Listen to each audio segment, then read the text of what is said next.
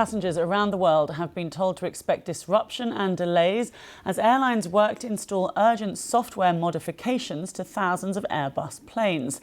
The company says it's discovered that intense solar radiation could corrupt data, which is crucial to flight controls on some of their aircraft. The issue affects the A320, its best-selling plane, but also similar models. Nick Johnson has the latest. The Airbus A320, the short-haul workhorse of choice for many airlines around the world. EasyJet has 350 of them. Wizz Air has 200.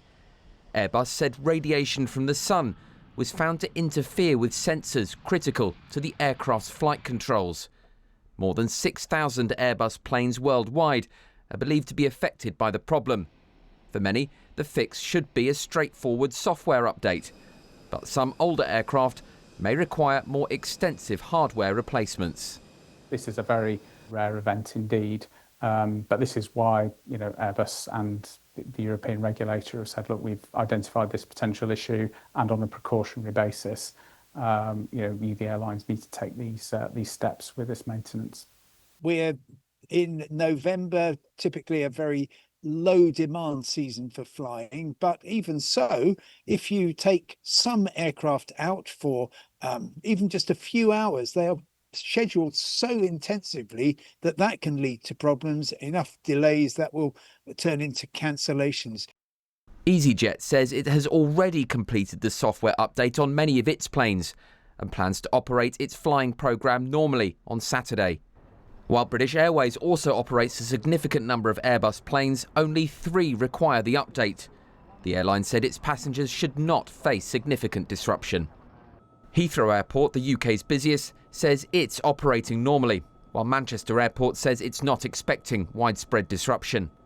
Gatwick says delays are possible, but that only a small number of airlines are affected.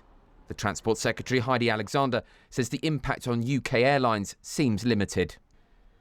The problem was first identified in October, when a JetBlue flight from Cancun in Mexico to Newark in the United States experienced a sudden drop in altitude, significant enough for some of the passengers to be injured. The plane was forced to make an emergency landing. While airlines worldwide expect any disruption to be short-lived, the fact that all affected aircraft need to be fixed at the same time will cause an inevitable logistical challenge. Passengers around the world are urged to check with their airlines before travelling. Nick Johnson, BBC News.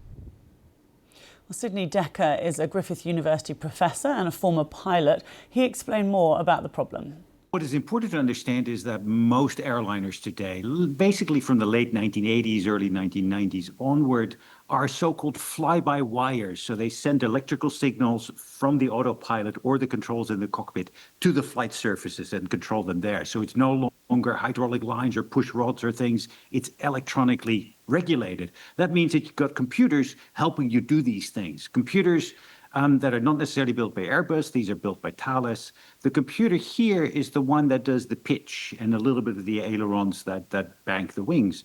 And the software is written by Airbus. But it turns out that indeed solar radiation affects the way, or in fact affects the data that travels across the electronic circuits to the flight control at the back of the plane, thus doing something unexpected and funky.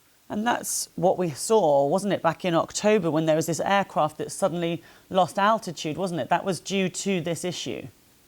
That was very likely due to this issue. 30th of October, it only lost about 100 feet over some 5 to 7 seconds, but it still injured 15 passengers. And of course, if you're a pilot on this thing, you look at the other pilot, you go, did you make it do this?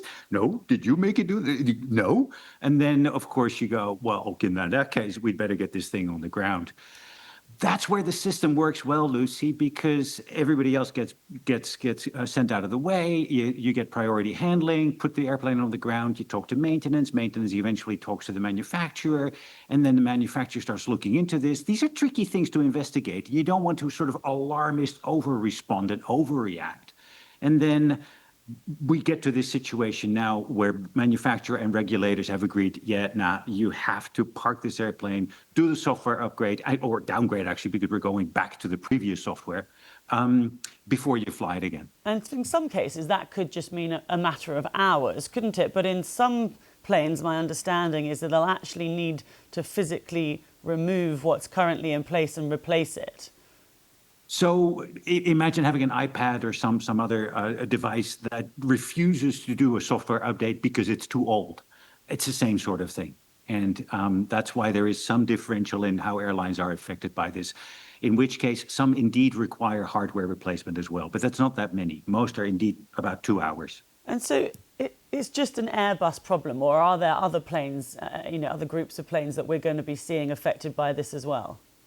It is so far unlikely that we've seen any of the cosmic radiation. And of course, we're in a very busy period of an 11-year solar cycle. The sun is very busy right now.